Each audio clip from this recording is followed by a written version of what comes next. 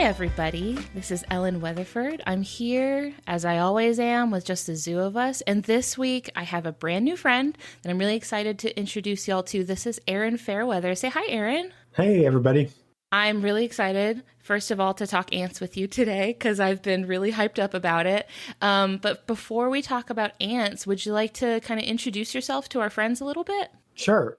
So I am a PhD candidate at the University of Guelph. I study ants in agricultural systems.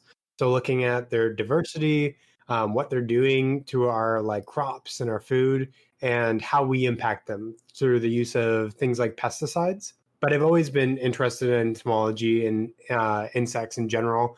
I grew up in a very small town in New Brunswick, Canada, and would spend days just gathering up caterpillars and rearing them in my living room from as young as 2 years old.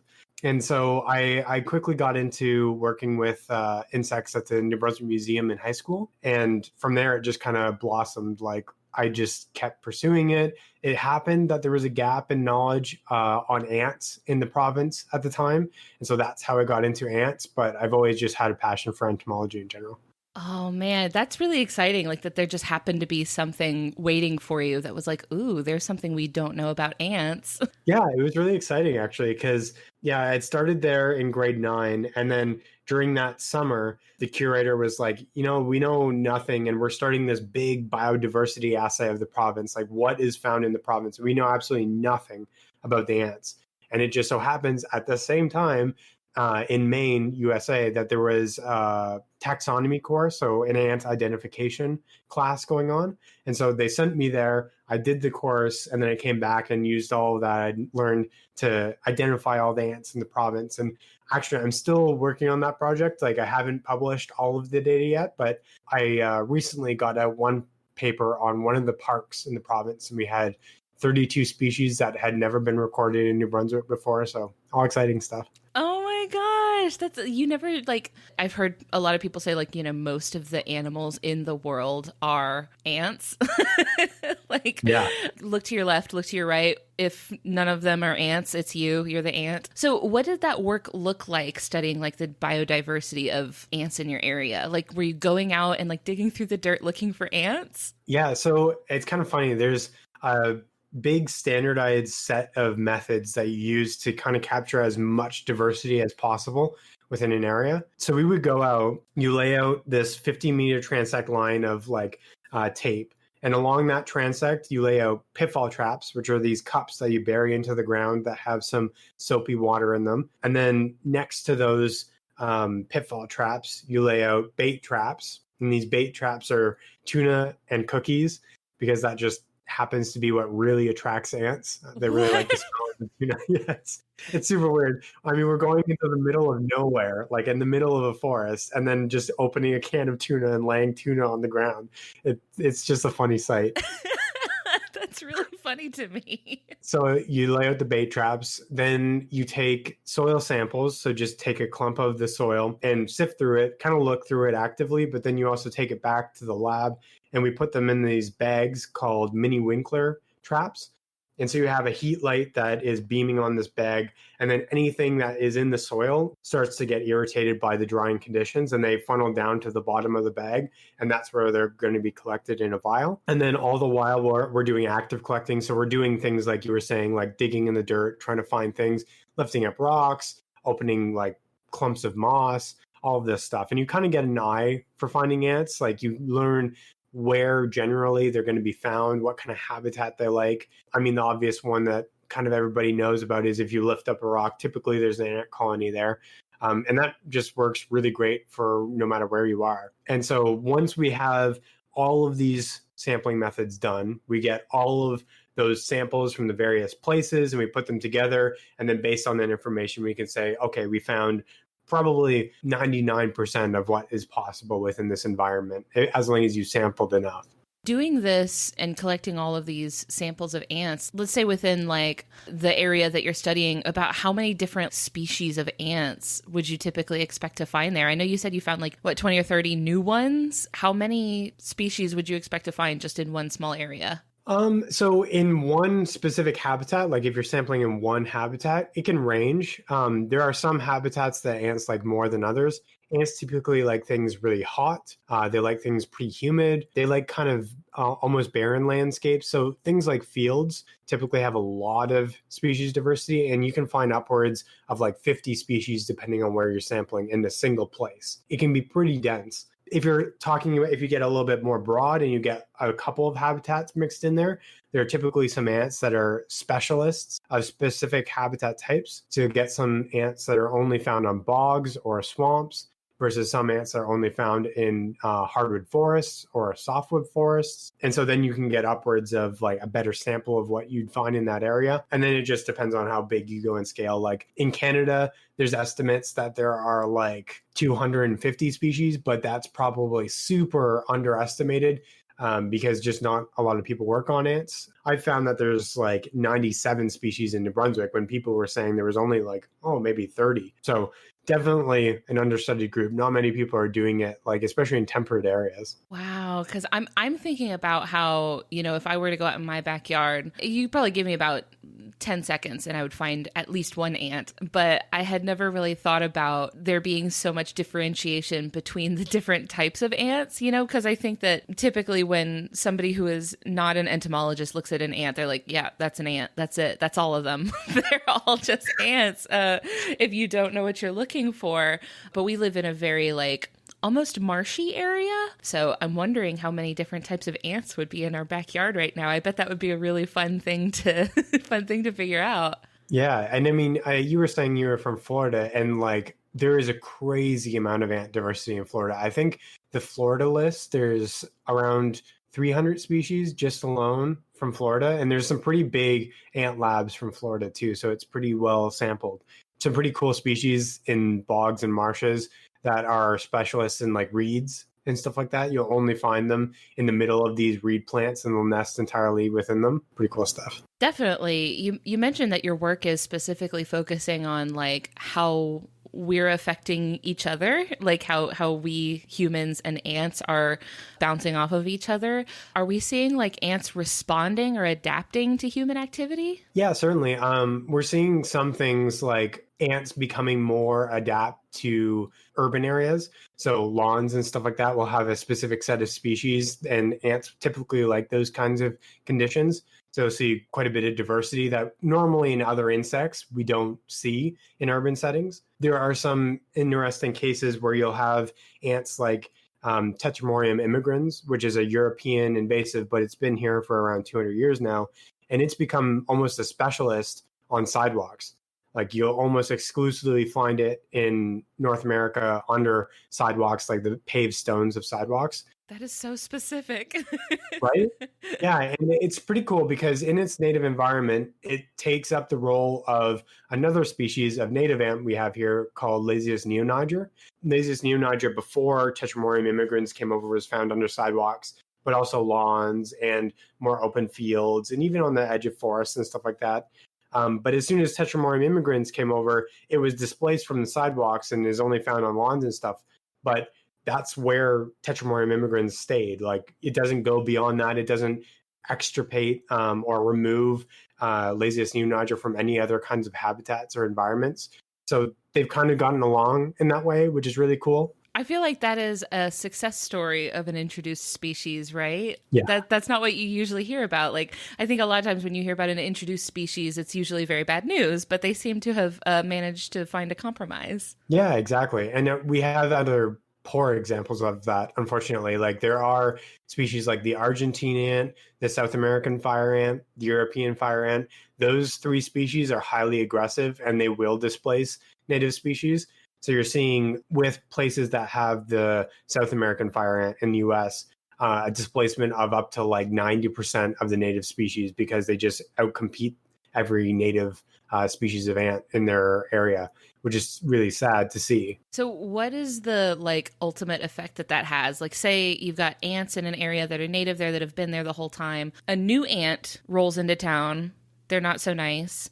They get rid of the old ants, and now there's still ants there, but they're new ants. What impact does that have? It can have quite a bit of impacts, and honestly, we're still figuring out exactly how important a lot of the native species of ants are. One of the great examples, especially from California, is there's two particular species of wood ant. They're a pretty common thing to see. They're usually the red and black or black ants, medium size, that you'll see running around. They're one of the ones that everybody's like, that's the only ant that exists. That's the one ant. There's one of them. Yeah, exactly. And they're responsible for creating soil profiles. So they move so much soil and they cycle the nutrients in a specific way and aerate the soil enough that it allows specific forest types to exist. They're actually called the podzolic ants because it's this podzolic soil type that they create.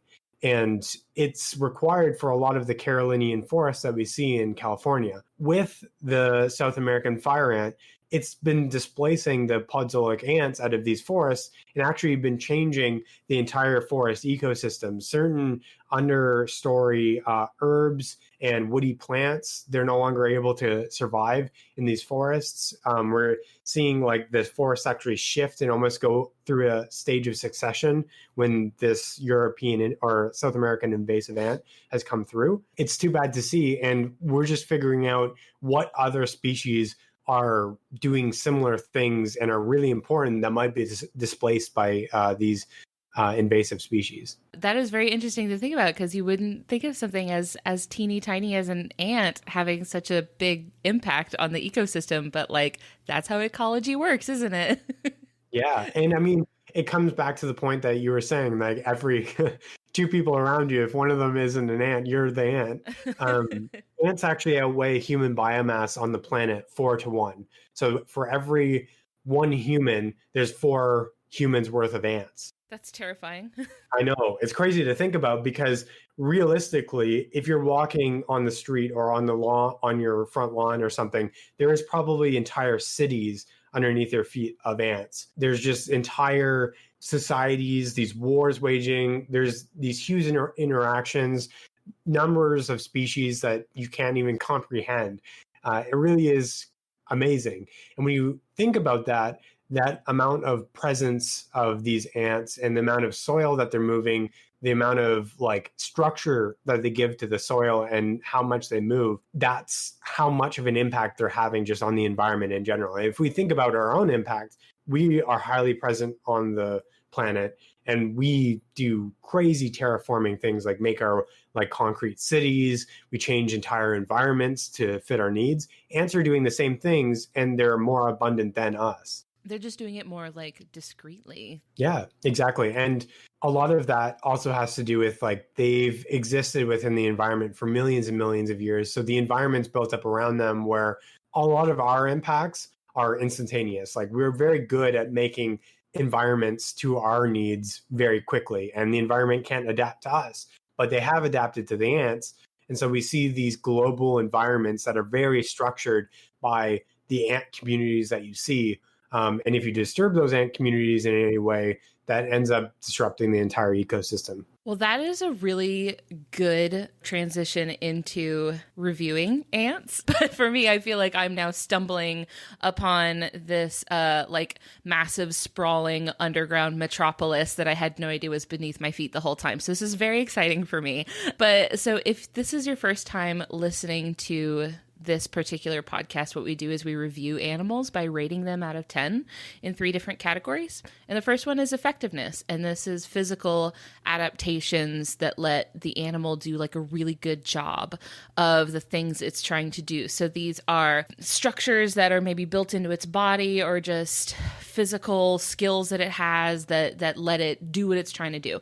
So what do you give ants, I guess in general? I know that that's like a huge, that's a very, very broad brush to paint with.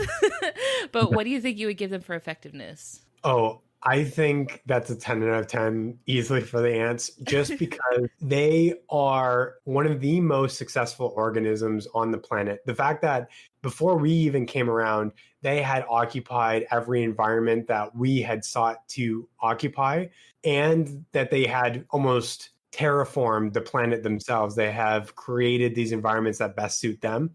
And one of the best examples of just how effective ants are at using the environment and that their life strategy is so effective is the fact that ants no longer really evolved to fit the environment. When you think of most organisms on the planet, you think of the fact that they are in this constant struggle of natural selection, that the natural world around them, that the environment influences how they evolve. But with ants, they've kind of reached this critical point where it's like, okay, we can live anywhere. We have taken over the soil ecosystem. We have such huge numbers, and like our colonies are such an efficient way to use the environment that nothing's going to really tear us down or get rid of us. The biggest pressure on us to evolve and to change is each other. We have to compete with other ant species in the environment for resources, for niches, for places to nest, all of this stuff.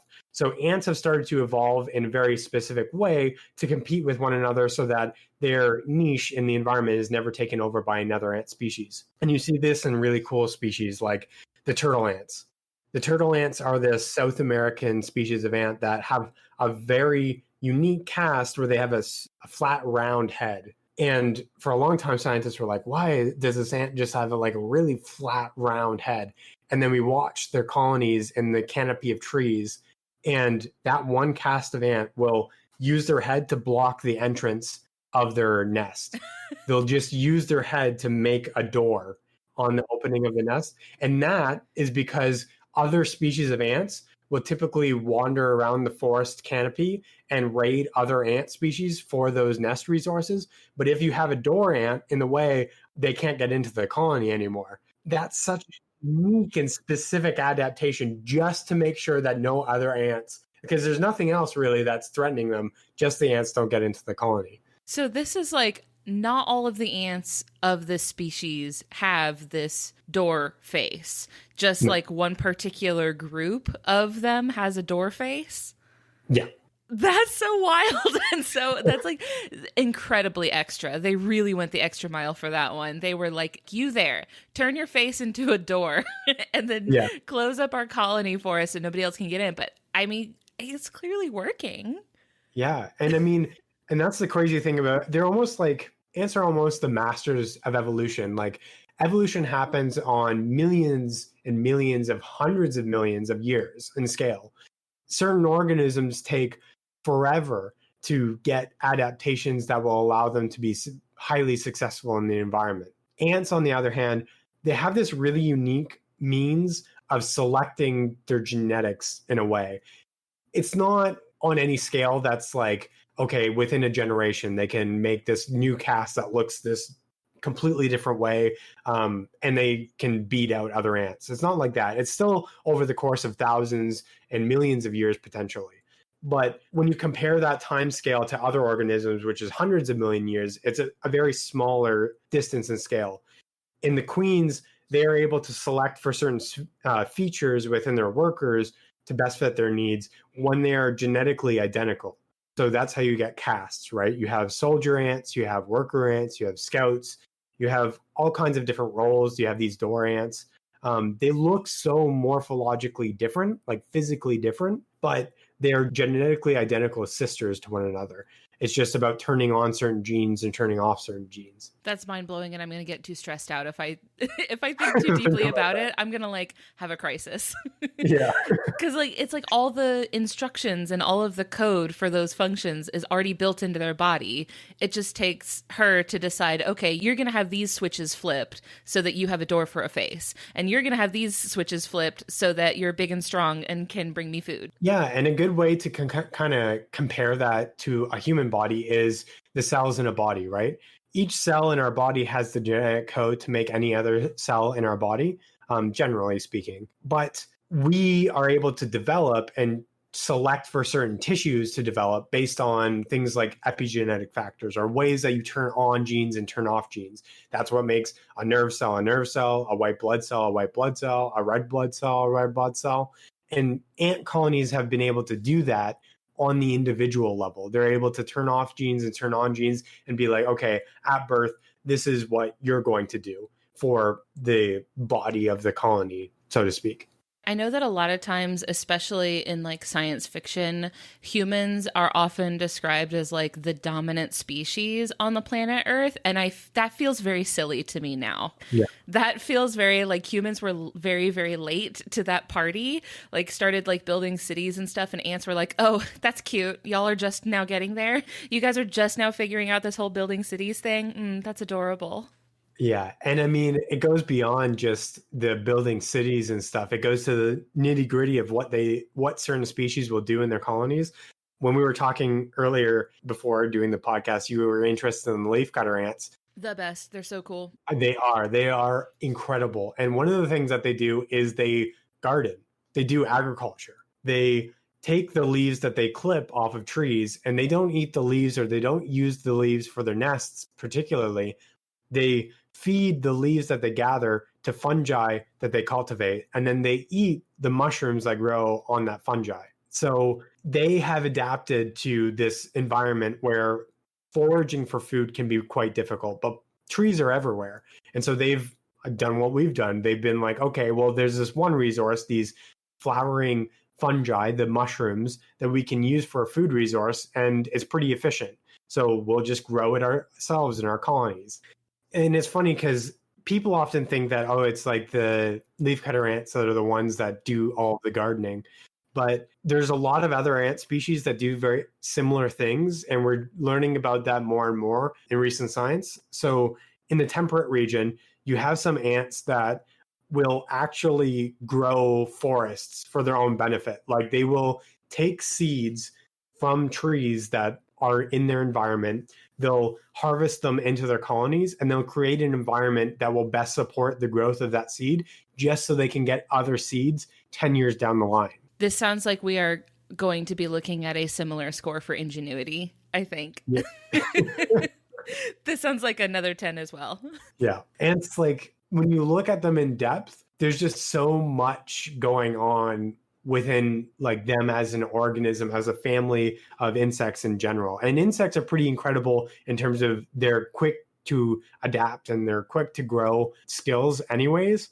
But ants have just kind of mastered this underground world and made the world kind of bend to their own needs in so many ways. It's incredible. I feel like the thing that blows my mind the most about ants is like how they're able to pull off these massive colony level behaviors while each individual one themselves is maybe not necessarily built to carry out all of these like decision making processes like individually, but altogether they're able to pull off some incredible stunts. So how between the two ants, right?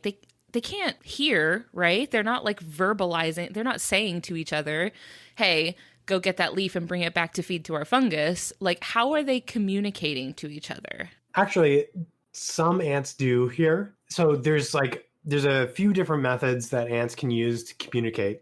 One of the one way that they communicate probably to the largest degree is pheromones. And pheromones are these chemicals that ants release from pores on their body. It's kind of like sweat. And these chemicals are signals that tell the ant, okay, this is what I want to get across, this kind of information I want to get across. Say they find a food item in the environment. They'll mark that food item with a pheromone, and then they'll walk back to the colony, and every step that they take, they like leave a little chemical footprint on the ground. And then as they get back to the colony, the other ants smell that and are like, oh, okay, that's an indication that there's food in this path. And so the other ants will walk down that path, find the food, and leave their own pheromone trail along that path. And as more and more ants do that, it becomes a more concrete trail, like a chemical roadway that's made. And they will keep going to that food source until it's expired. And then as soon as it's expired, the ants will leave another pheromone that says, okay, this is done. That covers up that previous chemical. And they do that chemical means of communication for everything. And this is one of the ways that they think that caste selection is actually determined. So how do you tell how many soldiers to make versus how many workers to make? Based on the chemical density within the colony, the queen can smell that and say, okay, there's probably a proportion of 50% soldier to 50% worker. Maybe I want some more workers right now. We don't need that many soldiers. So I'll start laying more of these worker ants. And they do that in terms of means of communicating threats to the colony. So if there's something that's aggressive or has tried to kill an ant will release a alarm pheromone that says, oh, there's an enemy present. Mark that enemy with this pheromone, and everybody go out and try and kill or get rid of this thing. Oh no, they're marked for death. Yeah. That sounds like a D&D spell or something, like where you can like mark your target. Maybe they like gain advantage on an attack later. I feel like if there was an entomancer class, like somebody that uses insects for magic, they would use a lot of pheromones. Like it would be a lot of chemical markers that's like, attack them. Like an alchemist that would like use chemicals to command their minion army of ants. I know. Yeah. You have little potions on a belt or something, and you just chuck a vial and like spray somebody with a bunch of pheromones, and then all of the insects underneath their feet like go to work. Like they like start rising up out of the soil underneath their feet. They're like, yes, I've been summoned. Yeah. Oh man, that's a really cool idea for a... Sorry guys, maybe I'll have to cut this so that nobody steals my idea for a really cool D&D villain. Just kidding, anybody can have this one. It's a special treat. You know, I wanted to ask something that I hear a lot about ants that I'm wondering if it's a myth. It might not be, but I feel like a common thing that people talk about with ants is like their physical strength. Yeah. Like in relation to the size of their body. Is that exaggerated, or are they really like, if you scaled them up, they would be able to lift like, I don't know, a car or something? Yep. Ants, insects in general actually have a pretty unique muscular system, because when you think about insects and arthropods in general, they're exoskeletal, which means that they have a skeleton on their outside of their body. It's very hard. And they don't have a means of creating a structure inside of their body. So they're not like us where we can attach our muscles to our interior bones and then add more muscle on top of that to lift heavier things. In an ant's case, you have this exterior skeleton. And if you add more muscle underneath that, you only have so much space. So there's a finite amount of muscle you can add. And so insects in general, they don't add more muscle to get stronger. They use a very unique chemical balance within their muscle fibers that allows them to exceed or reach the maximum amount of weight that they could possibly lift for their body size, just in general. They have this really unique system where we employ more muscles. So we only need a signal that says contract. When you decontract, it's just stopping that signal. But when you contract, it's pull more. Within insects, it's pull more, but then other muscles in your body, you're telling, okay, push at the same time. And when you do that in a specific way, it allows you to lift way more than somebody that's just doing the pull is able to do. It sounds a little bit, it's hard to visualize, but that's kind of the way it works, is they do a pull and a push at the same time, whereas we just do a pull. On top of that, they've been able to maximize the weight that they can pull by attaching specific fibers to specific places on their exoskeleton. And because they have such a strong exoskeleton, that chitin is such an efficient means of protection, they can really put an incredible amount of strain on that exoskeleton. Whereas with us, if we put too much strain on our bones, they'll break. Like there is a lot of space in between our bones. There's a lot of hollow places, and that makes them a little bit more brittle than most other materials in the biological world. Whereas with insects, their chitin is so strong that they can put a huge amount of strain. So they can use the maximum amount of push-pull force on their exoskeleton and not be worried about it breaking. And that allows ants to carry 5 to 10 times their body weight because they just don't have to worry about breaking themselves in doing that. Does that then apply that, like, if you were to take an ant and make it like the size of a human, they would then be able to carry around like cars and stuff? If it was possible to scale them up in size, yeah, they would be able to do like something like that, like lift a car, something 5 to 10 times their body weight. They could still do it at the scale of our size. The problem with that, of course, is by cubic law in physics, you can't scale an organism that is that size and that relies on things like their spiracles or their body size to volume ratio to breathe. You couldn't do that, but yeah. Okay, so like the strength is not the concern here. They would, Yeah. you'd get them to that size, and then, oh, well, they can't lift anything now because they're dead. So, Yeah. And I mean, I teach a couple of like insect physiology courses and stuff at the university. And one of them is about how pesticides kill insects, but not kill humans.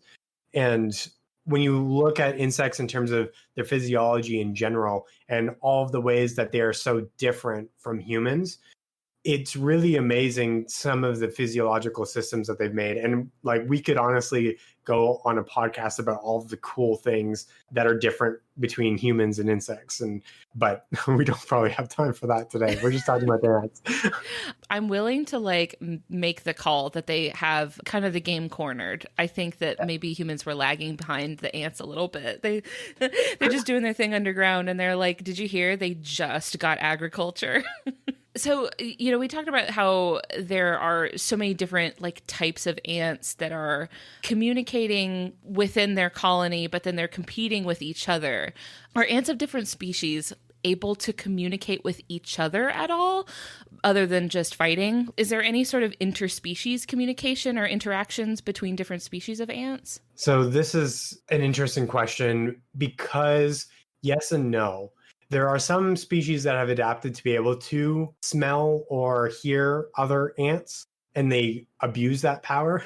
I mean, at least to our knowledge right now, there are no examples where ants between species will like efficiently communicate back and forth. Like one is able to talk to the other and the other is able to talk to the one. There are examples, like I say, where there's one species able to hear the other, but not speak back, or them to be able to recognize the other as a threat or anything like that.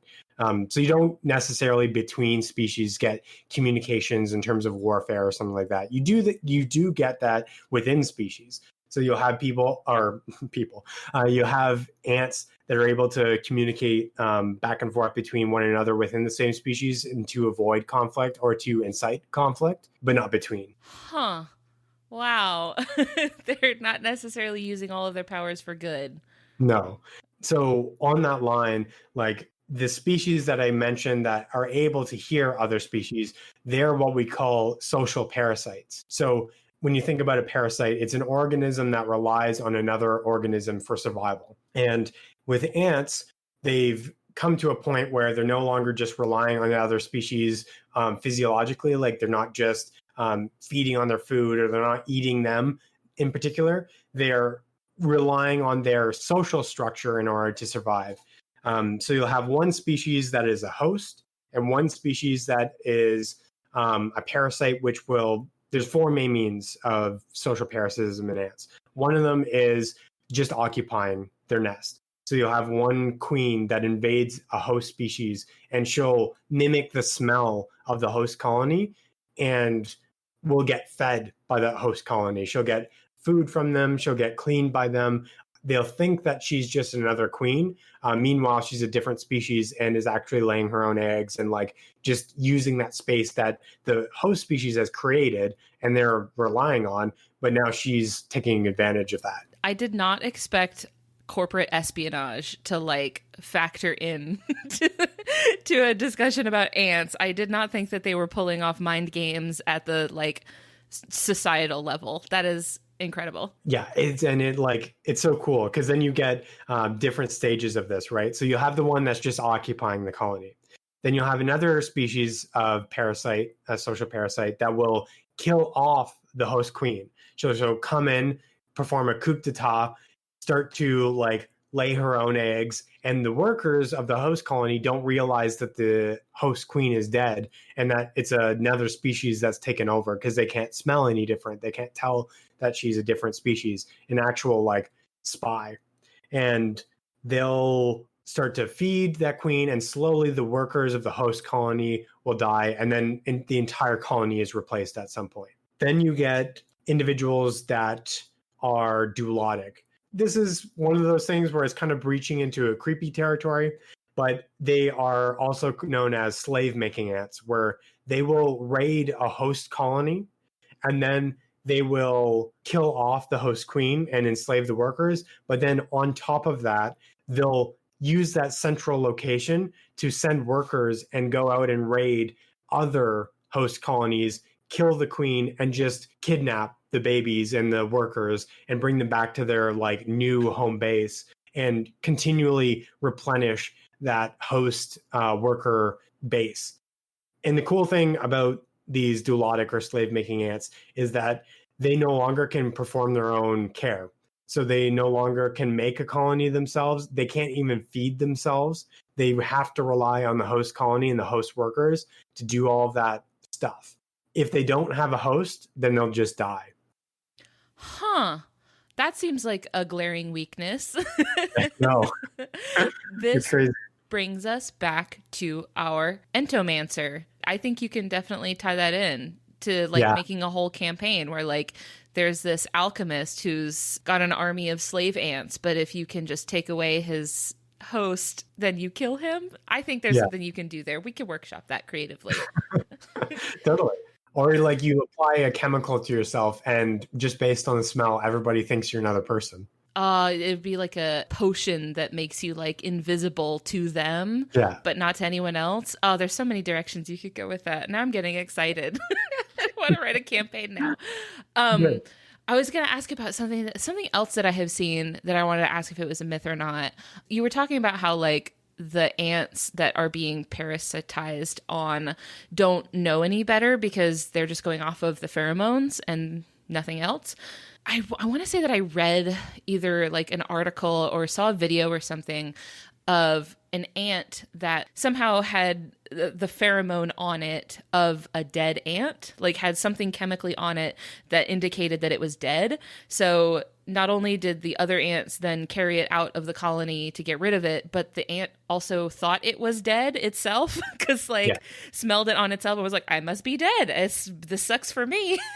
What is the purpose of that? It seems like they care about whether the other ants are dead or not, but only in the sense of like removing the body. And it seems so like hardwired into them that they're even like, it supersedes their own self-preservation. Right. It like takes precedence over their own idea of like, no, wait, I'm actually alive. This is wrong. But they're like, no, it's just the pheromones say it must be true. Yeah. So that's hygiene, right? Like, and this is another example where ants figured it out first. They realized that if you have dead things in your colony for any length of time, you start getting disease that builds up. You start getting mold that builds up, things that could potentially impact the living ones. So if an ant dies, they release a pheromone that is this like dead pheromone. And every other ant that smells it, they come and they pick it up and they put it into an ant graveyard. And so ants actually do have graveyards as well. They have this pile of bodies. It varies how far away from the colony it is, but it's a pile that they're like, this is where all the dead bodies go. And they'll put it out there and then they'll like clean themselves up afterwards. They'll make sure that there's no lingering amount of that pheromone on them, or they will make sure that there's no other spores or anything that could have been on that worker that killed it on themselves. Sometimes they'll even go so far as if the reason why that if a living worker gets this deceased pheromone on it, they are marked as you've interacted with the dead thing. You can't come back now. Because if you've interacted with that dead thing and there was a disease on it that killed that dead thing, that means you could have that dead thing.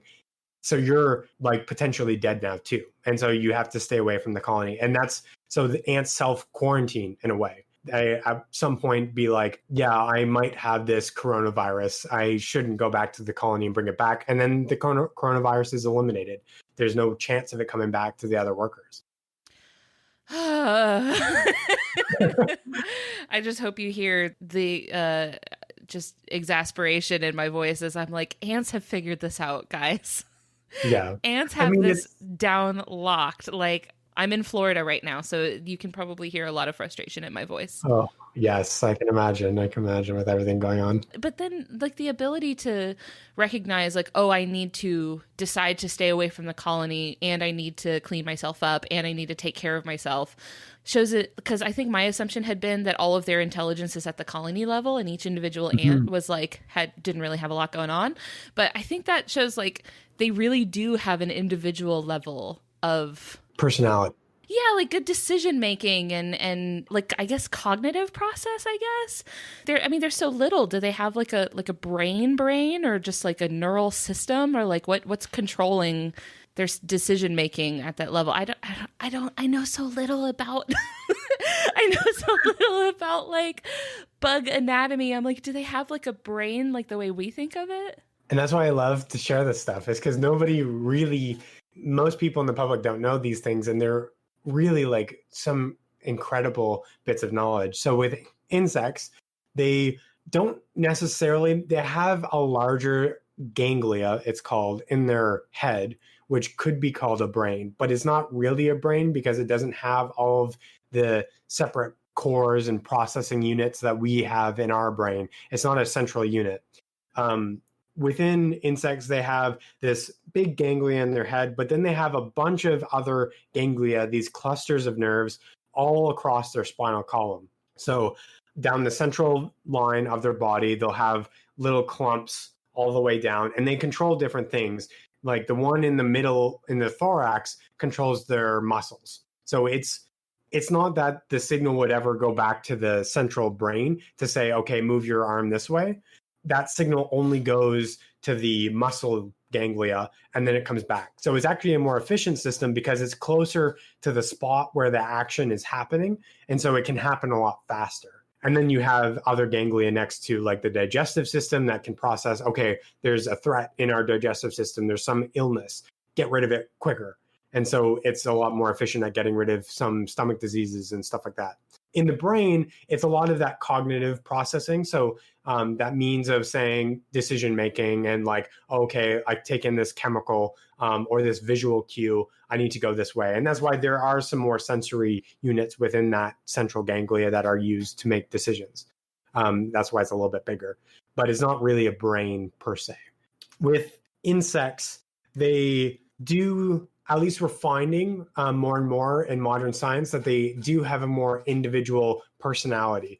For a long time, like you were saying, most people thought, okay, this colony is the unit of replication. It's the almost individual ants themselves, the workers, they don't necessarily matter too much. Like they don't have any sense of self-preservation or thought. But it actually turns out that there is a little bit of variation, and you want that because say you have a line of ants and they're all going to the same food item. They're following that same pheromone trail. All of a sudden you get one ant along that pheromone trail that says, no, I'm not going to go to that food item. I'm going to try and find something new. And they wander off. Chances are they're probably going to die. If you know that that path is safe, like they're not likely to survive, but there's a chance that they find a new food item. And they're like, okay, I did something really great for the colony. And they are able to survive. They come back, and then they have another pheromone trail going. That individual decision-making of like, okay, I'm going to leave all of my sisters in my colony and do something new. That's supported within the colony and like the genetic information of ants. And so you do have individual, almost quote unquote, personalities come up because it's beneficial to some degree. And it's kind of like that's the divergence in a way between humans and ants, is like humans are very much on the individual side of things. They're like, okay, I'm going to exclusively do something that's benefiting like me. And of course you have ideas of how it's going to help others and empathy and all that. But for a large part, you're thinking a lot more about like what happens to me. Whereas ants are a lot more on the colony side of things. What happens to everybody else? And then a little bit like, I'm going to push myself and go out this way. Like nobody's ever done that before. Right. So I think that's pretty cool. Yeah. I think that gives me a deeper appreciation for the level of actual like thought that ants are going through. I think it would be a lot of fun to like go out into the yard, maybe dig around, see if I can find some ants. I know that a lot of times I find ants by accidentally standing in their colony and not realizing it until they're all over my feet. But maybe going out and observing some ants and seeing if I can find some cool behavior. I feel like now I would have a deeper appreciation for what it is that they're up to down there. Yeah, and you can actually find in your backyard, there's some common species of like slave-making ants and stuff like that. There was one when I was growing up. There's this really common black ant where I grew up, and this red and black ant, and they look very similar, but they were dulotic and a host species. And you could see on the lawn like the trails that the dulotic slave-making species would make to all the other colonies of this little black ant to try and like capture some of the individuals and bring them back. Like you can see this actively happening in your backyard, which people think is kind of crazy because it seems like something you'd only see in the middle of a forest somewhere and on a very rare occasion, but it's a pretty common behavior. Oh my gosh. I'm very excited. I feel like I could talk about this all day. Like I feel like I could keep peppering you with random ant questions all day long. We've got 10s across the board so far, right? Like ants are batting 1,000 right now. They're doing great. What would you give them for aesthetics out of 10? I know there's so many different types of ants. I feel like I have a good idea of generally what an ant looks like, but I know that there are like some that are a little bit aesthetically different. What would you give ants like in general for aesthetics? How do you think they look? Oh, in terms of insects, I would maybe give them a 10. I think there's some pretty cool physiological features and there's some pretty gorgeous ants. If I'm scaling it in terms of everything, I'm biased because I'm a mammal. So I would say 8 out of 10 because they're not the cutest things. They don't have any stage that's like, oh, I would protect that. The face is a little odd. Yeah. They have the chompy bits in the front that does kind of give you pause for a second.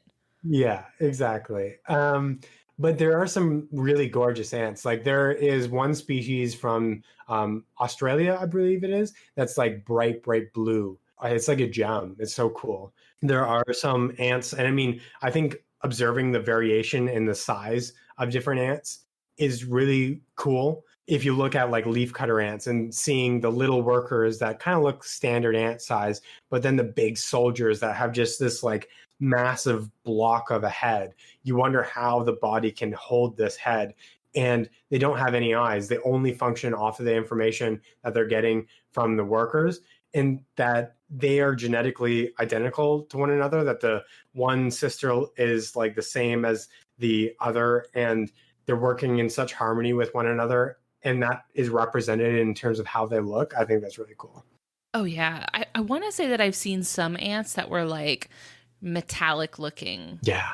I don't know if that's something that I made up, but I feel like I've seen some metallic ants.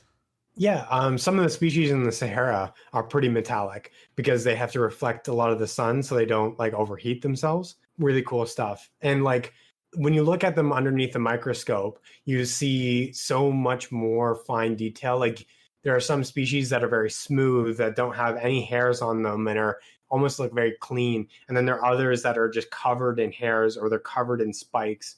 There are species that are very mottled. They have a very like rigid, almost like mountainous chitin, their exoskeleton, whereas others are just completely flat. And that variation is really cool too. Oh, yeah. Lots of little details that you wouldn't see at the human eye level, that when you get a deeper appreciation for them when you get down to their sort of level. I guess that's what they're seeing when they look at each other, right? Like, yeah. Probably to an ant, other ants are quite beautiful. Yeah. And I mean, if you go on, there's a great website called AntWeb, and it's like a host website where a lot of people just post their specimen photos, a way to collaborate with other ant researchers to talk about where things are found and what they look like. But they have a lot of really great high detailed photos of like specimens from museums and from universities. And you can see a lot of that variation, which is great. Perfect. Well, Aaron, as we start to get wrapped up for today, first of all, thank you for sharing all of this with me. No problem. I am so excited to know more about ants than I did an hour ago. So as we get wrapped up, I would like to kind of give you a minute to just let everybody know like where they can find you, what you're involved with, like what kind of projects you're working on right now. I know that I found you through Twitter and largely through like the science communication that you do on Twitter. And so like just let people know what you're working on right now and where they can find you. Sure. So I'm kind of widely spaced on the internet right now. Most of my science communication accounts are under Entobird, so ENTOBIRD. I'm on Twitter, Instagram, Facebook, YouTube, Twitch, all kinds of different places. I'm also under Insect Aaron, which is more my like professional university account, and that's on Twitter. I also help host another kind of biology podcast with another science communicator, Dr. Wildlife. That's at Phyla and Fandom. You can find it on Spotify, on anywhere you get your podcasts, and on Twitter under the same name of Phyla and Fandom. But yeah, I really delight in y'all's content. Both you and Dr. Wildlife both really always adds just a little ray of sunshine to my Twitter feed, which sometimes is like exactly what you need. Oh, I'm so glad. I'm so glad. If you are interested in learning more about like ants or insects in general, or just like biology and how to get involved in like science, you can feel free to drop me a DM anytime. I love talking about this stuff. I love doing science communication. So if anybody wants me to talk on their podcast or like just talk to them for a little bit on Discord about insects, I'm always happy to do that. Awesome. Thank you so much. I really appreciate all of your time and knowledge today. I liked ants before and I was excited about them, but I feel like now it's a solid love. Yeah, good. Let's get more people loving ants. All right. Thanks, Aaron. We'll talk to you later. See you later.